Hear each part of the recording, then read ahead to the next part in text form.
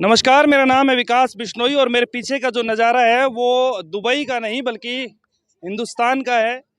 भारत के राज्य राजस्थान का है, जो ऐतिहासिक राज्य है। और ये कैमल सफारी हो रही है यहाँ पर। देखिए माताएं भी। माताएं कहाँ से आप यहाँ ऊपर कैसे कहाँ से आए हैं आप? और सार्थ है। हाँ, साथ है। इसार से इतनी दूर और ऊपर चढ़ गए। ऊपर चढ़ के पाई किसने बता दिया जगह? देख रहे हनुमान ने बताई दी। हनुमान ने बता दी। ओ तेरी। रुको तो सालासर जा रहे थे। हाँ, साला सर। तो अपने आप ही मतलब ये देख कर ब्रेक लग गए गाड़ी के। हाँ, डटे थे। वैसे कैसी लग रही है जगह? खूब बढ़िया। खूब बढ़िया लग रही है। हाँ, ये ऊँट आंट तो पहले देखे ही होंगे। हाँ, ये तो देख छोड़े हमारे। चढ़े चढ़े थे। ना ऊपर कौन चढ़े अभी। गाँव कौन सा हिसार में? रामायण है। रामायण है। ओहो, हंसी दो रामायण है, हंसी दो। आप न्योली फिर न्योली आपके तो ऊँट हैं ही, फिर आपने तो देखे ही होंगे। हाँ, ऊँट देखे हैं जी। हाँ, आपकी साइड तो है। फिर ठीक है ना सारा सिस्टम। हाँ, सारा चलिए चलिए चलिए ठीक है। तो देखिए अब कुछ राजनीतिक बात करते हैं। कुछ साथी आए हैं, राजस्थान से ही हैं और जयपुर से आए हैं। राजस्थान की जो राजधानी और सबसे प्यारा ऐतिहासिक शहर जयपुर, वहाँ से सब साथी आए हैं। आइए आप अभी पहुँचे? थोड़ा सा फ्रेम अच्छा बना लीजिए। आप अभी पहुँचे? बिल्कुल अभी पहुंचे। अच्छा, डायरेक्ट जयपुर से आए हैं। नहीं, चूरू में कोई काम था, रास्ते में अच्छा व्यू लगा तो एक बार रोक के देख ठीक लेते हैं क्या है। बहुत अच्छा व्यू है। थोड़ी सी पॉलिटिकल बातें करते हैं। कैसा माहौल है राजस्थान में? पिछली बार 25 सीटें बीजेपी ने जीती थी। इस बार आप क्या सोचते हैं? और खासकर जिन सीटों का आपको पता है या माहौल का पता है, क्योंकि आप सेंटर में बैठे हैं बिल्कुल। देखो, उम्मीद तो 25 की है, पर एक आध सीट है जहाँ थोड़ा डाउटफुल है, जैसे जोधपुर की सीट है, थोड़ा सा डाउटफुल लग रहा है, और बाकी उम्मीद 25 की है। जहाँ आप खड़े हैं, ये मौजूदा सांसद बीजेपी से थे, टिकट कटती दिखी, कांग्रेस में चले गए और अब माहौल ऐसा बना दिया है कि जो पैरा ओलंपियन है, जिन्होंने मेडल जीता था हिंदुस्तान के लिए, देवेंद्र झाझड़िया, उनको टक्कर दे रहे हैं और अच्छी खासी टक्कर दे रहे हैं। बिल्कुल बीजेपी ही आएगी यहाँ से तो। अच्छा। यहाँ कोई दिक्कत ही नहीं है बीजेपी को। अच्छा, बीजेपी आएगी बिल्कुल 100%। और जयपुर जयपुर ग्रामीण वहाँ क्या जयपुर हालात है? ग्रामीण में भी यही है, बीजेपी का ही है। जयपुर ग्रामीण और जयपुर में तो दोनों ही है, सिटी और ग्रामीण दोनों में बीजेपी का ही है। नहीं, मैंने सुना प्रताप सिंह खाचरी आवास का थोड़ा सा माहौल ठीक है। नहीं नहीं, बिल्कुल भी नहीं। नहीं है। नहीं क्या कारण मानते हैं आप? वाकई में इतने अच्छे काम किए हैं मोदी ने? किए हैं, आप बताओ, आपको नहीं लगता कि नहीं किए क्या? नहीं, मैं तो कुछ बोलूंगा तो बोलेंगे कि ये तो गोदी मीडिया है। मैं आपसे पूछ रहा हूँ ना। बिल्कुल किए हैं साहब, 100% किए हैं। क्या क्या गिनाए बताए आप? नहीं, जो युवा हैं आरोप लगाते हैं। अभी ये छोटे छोटे बच्चे, मैंने बात की थी, कह रहे हैं कि बेरोजगारी बहुत ज़्यादा हो रही है, रोजगार नहीं मिल रहा है। बहुत सी चीज़ें इन्होंने बताई है कि हम बहुत परेशान हैं। हर बेरोजगारी चीज़ नहीं का है। इतना रेट बढ़ गया है कि हम कुछ कर ही नहीं सकते। क्या किस चीज का रेट बढ़ा है?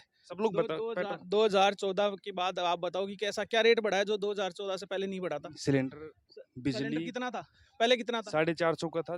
450 का था। अभी कितना आ रहा है? कितना अभी परसेंटेज वाइज देखो, कभी आप 1100 2002 में कितना था? 2002 में होगा, कितना था? 350 होगा। 350 नहीं था, आप 2002 में 250 उठा के देखो, 300 होगा। लगभग 200 के आसपास था। हाँ। उस परसेंटेज के हिसाब से देखो तो नहीं बढ़ा। तब तो शुरुआत हुई थी ना। परसेंटेज अब खपत भी तो ज्यादा बढ़ गई ना। अब तो बांटे भी गए। सब- चलो सारी बातें छोड़ देते हैं। जो वायदे 2014 में किए गए थे उनको 2019 में रिपीट किया गया और 4-5 वायदे ऐसे हैं जिनको 2024 के जो मैनिफेस्टो उसमें शामिल ही नहीं किया गया। देखो 2014 के टाइम उन्होंने कहा जैसे था 15 लाख, जैसे काला धन, जैसे भ्रष्टाचारियों को जेल काला में धन निकला है। बिल्कुल निकला है काला धन, कैसा नहीं निकला बताइए। नहीं, एक चलो आप समझ रखते हैं। ये ऐसी कौन सी चीज़ है कि बाकी सब जो करप्ट लोग हैं। अब मैंने सुना कि एक कनौजिया यूपी से कोई ताल्लुक रखते हैं, गैंगस्टर हैं, जिन पे इतने 20 के करीब हत्या के लूट के सब, वो बीजेपी में शामिल हो गए। पुलिस ने इनकाउंटर की तैयारी कर रखी थी, केजरीवाल को अंदर डाल दिया। इतने सारे करप्ट लोग हैं जो बीजेपी में शामिल हुए हैं, लेकिन मजाल की बीजेपी का कोई बड़ा नेता पिछले 1-1.5-2 साल में, कोई बड़ा चेहरा, कोई कार्यकर्ता ही हो जिसके ऊपर केस हुआ या अंदर गया हो। देखो, करप्ट कोई भी हो, चाहे बीजेपी का हो, कांग्रेस का हो, किसी का भी हो, कार्रवाई सब पे होगी और हो रही है। किसी का नाम आ रहा है, किसी का नहीं आ रहा, पर बाकी कार्रवाई सब पे हो रही है। कांग्रेस तो कह रही है टारगेट कर रहे हैं, आम आदमी पार्टी कह रही टारगेट कर रहे हैं, कोई सबूत ही नहीं है कह रहे हैं हमारे। सबूत के हिसाब से ही तो कार्रवाई हुई ना। केजरीवाल पे अभी कोर्ट ने क्यों नहीं दी जमानत? क्योंकि उनके पास सबूत थे, ईडी के पास सबूत थे, तभी तो जमानत नहीं मिली ना। नहीं तो जमानत मिली तो जाती। कहीं नुकसान ना हो जाए, वो कहीं सिंपैथी मिल जाए उधर कोई दिल्ली नुकसान नहीं पंजाब होगा, में। जब तक मोदी जी हैं तब तक तो कोई नुकसान होगा नहीं। आगे के आगे देखेंगे। लोग कह रहे हैं कि इस बार अगर मोदी आ गए तो आगे से तो इलेक्शन ही नहीं होंगे। नहीं नहीं ऐसा तो कुछ नहीं है यार, नहीं, इलेक्शन आप हाँ नहीं भर रहे होंगे। हैं, हाँ भर रहे हैं। नहीं, ऐसा कुछ नहीं, इलेक्शन नहीं होंगे, हाँ। लोकतांत्रिक है, सब होंगे, इलेक्शन भी होंगे। और मोदी जी जो हैं तो ये मान लो कि अपन बचे हुए हैं, अच्छा, है ना? नहीं तो चलिए ठीक है। आप भी जयपुर से ही हैं? नहीं, मैं झुंझुनू से हूँ। अच्छा, आप झुंझुनू से हैं। हाँ। तो क्या क्या सोचते हैं आप? झुंझुनू तो हालांकि ज़्यादा दूर नहीं है जयपुर से। क्या सोचते हैं कि क्या माहौल रहने वाला है इस बार ऑल ओवर राजस्थान में या ऑल ओवर इंडिया में? कित बीजेपी बहुमत आ जाएगा? अच्छा बहुमत आएगा। पहले चूरू का भी थोड़ा कमज़ोर बता रहे थे। अब चूरू में भी 5-7 दिन से सुन रहा हूँ मैं। चूरू में गया था, यहाँ पे राजगढ़ गया था, तो माहौल बहुत अच्छा माहौल हो गया है और कोई घबराने वाली कोई बात नहीं है। लोग कह रहे हैं कि 400 पार का नारा तो दे दिया, लेकिन ये घबराहट है कि 400 बोलेंगे तो कम से कम बहुमत तो आ ही जाएगा। अरे भाई साहब, ऐसी कोई बात ही नहीं है। हम्म, कांग्रेस के पास तो 230 सीट है, हम्म, ठीक है?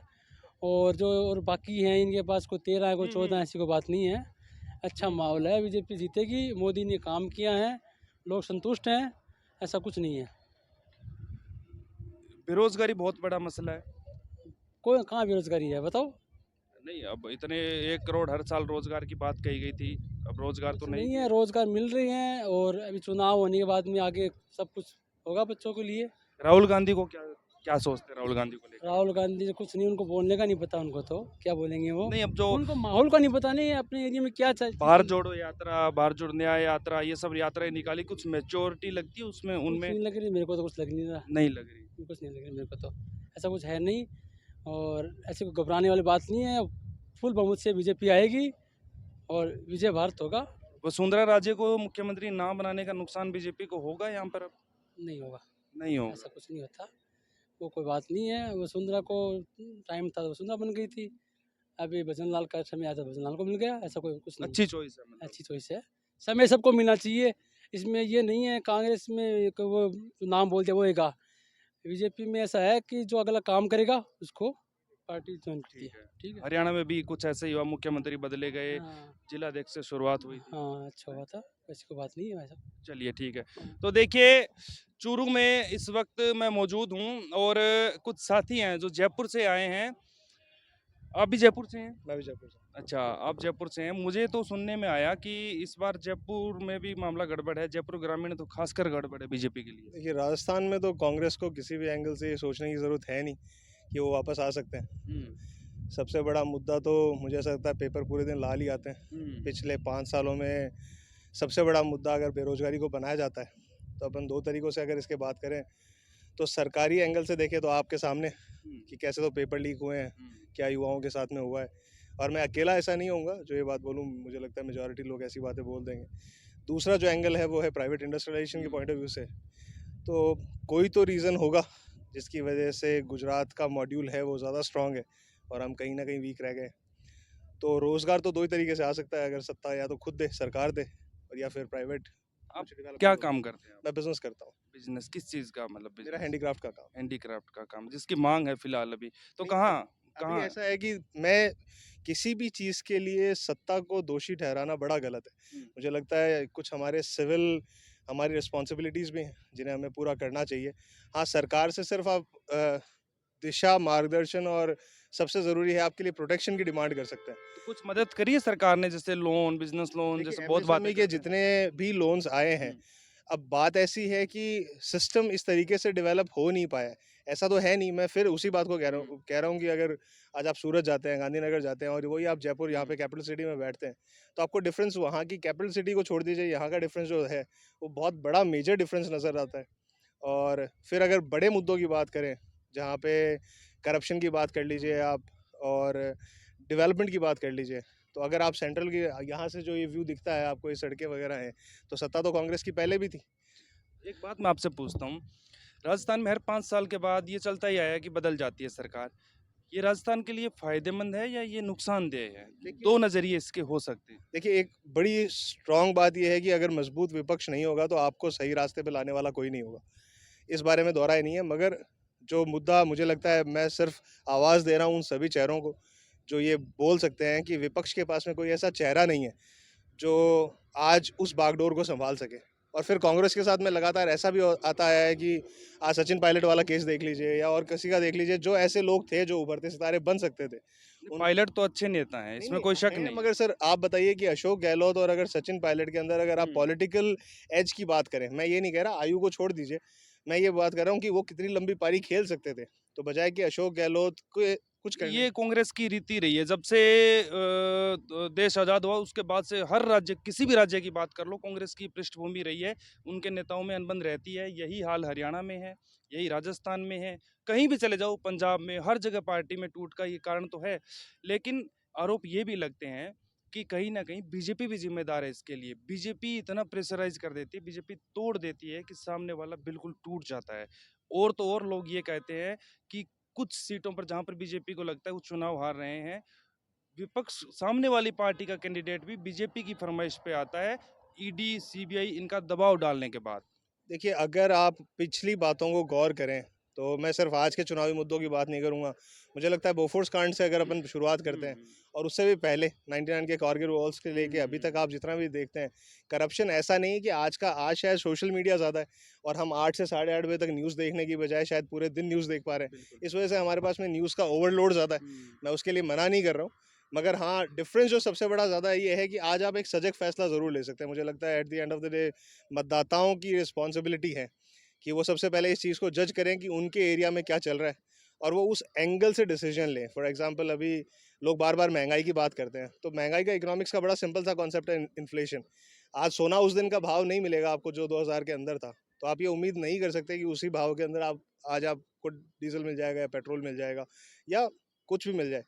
तो बहुत सारी चीज़ों के लिए आप ये ना देखें, आप ये देखें कि पिछली सरकार से लेके अभी इस सरकार के बीच में आपके आर्थिक परिदृश्य में आप कितने बदले हैं, आपकी यहाँ पे मानसिक संचारिता कितनी आई है, लोगों में जागरूकता कितनी आई है।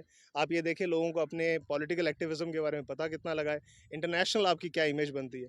उस अगर एंगल से देखें तो ये कहना थोड़ा सा गलत नहीं होगा कि कांग्रेस और आप और ये बाकी सारी पार्टीज़ कहीं मैच नहीं करती है आज बीजेपी के कंप्लीट उस स्ट्रक्चर को।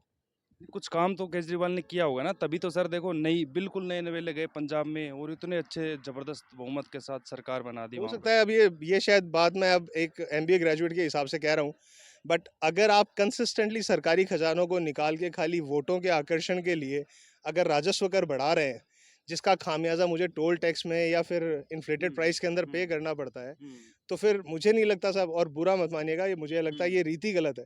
अगर आप सक्षम हैं तो आप कमा के वो चीज़ अफोर्ड कर सकते हैं, वो आपको फ्री में लेने की ज़रूरत है नहीं। तो फिर मोदी जी भी तो यही कहते हैं ना। अब लोग कहते हैं नहीं, कि फ्री में 5 तो अभी किलो तक हुआ क्या है? नहीं, अब जैसे देखिए राशन सर, गरीब इतने के अनाज एक अलग चीज़ 80 है। करोड़ लोगों को दे रहे हैं, वो भी एक गलत चीज तो जाती है ना मैं क्या कि कह रहा हूँ हम सर, देश पाल रहे हैं ना कि नागरिक आप देश को एक चला रहे हैं। बार देने वाली चीज़ों को, मैं ये नहीं कह रहा कौन सही है कौन गलत है, मैं ये कह रहा हूँ एक बार देने वाली चीज़ें और सतत फ्री दे जाने वाली चीज़ों के अंदर बहुत बड़ा डिफरेंस है।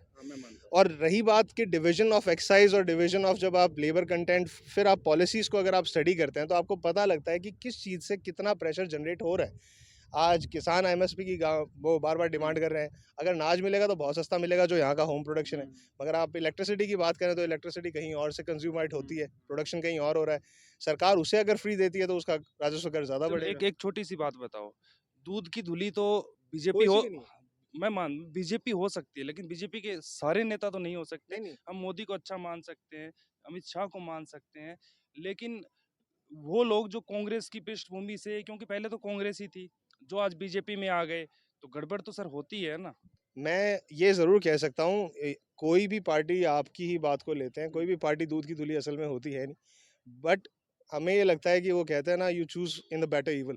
आप उनमें से ढूंढिए जो आपको कम गंदा लगे, फिर तो ये ऑप्शन हो सकता है। मगर इसके लिए जैसे मैं अभी रविंद्र भाटी हैं, जैसलमेर से खड़े हो रहे हैं, निर्दलीय लगातार जीत भी रहे हैं, तो मैं ये कहूँगा ऐसा नहीं है कि युवाओं के पास में ऑप्शंस नहीं है। सोशल मीडिया की रीच है, आपके जिस भी माध्यम में अपन अभी बात कर रहे उसमें हैं। भी तो यही कह रहे हैं ना सर कि उनको भी प्लांट किया है बीजेपी ने, पहले भी किया था विधानसभा में भी, अब ये तो अब सर भी किया है। एक्यूजेशंस है। क्योंकि बीजेपी सर्वे में लगा कि वो वहां से हार रहे हैं, इसलिए उन्होंने रविंदर सिंह भाटी को वहां पे प्लांट कर दिया। और तो और खेल दे के जिन गोदारा, जिनका वो जो साथी सारथी बने थे, पूरा खेल समझिए आप। अशोक गोदारा को पहले जब निर्दलीय ऐलान किया रविंदर भाटी ने, अशोक गोदारा को बीजेपी ज्वाइन कराई गई।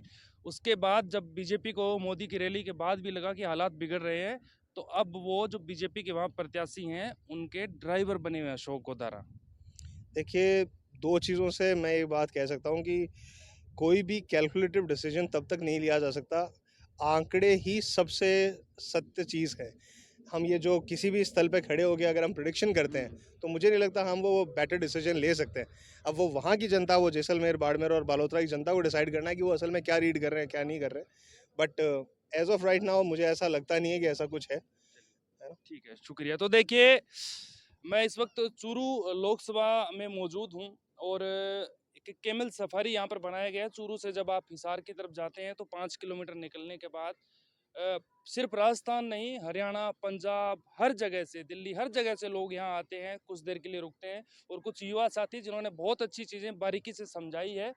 आपको इन चीज़ों को समझना चाहिए क्योंकि वोटिंग का दिन ज़्यादा दूर नहीं है, तो आप बिल्कुल अच्छे तरीके से देखें, समझें और जो आपको देश हित, राष्ट्र हित और अपने खुद के शहर, समाज के लिए अच्छा लगे, उसके हिसाब से आप अपना वोट दीजिए। आपको अगर ये हमारी बातचीत पसंद आए तो आप इसको लाइक और शेयर ज़रूर कीजिएगा और अगर आपने चैनल को सब्सक्राइब नहीं किया है तो आप कर दीजिए।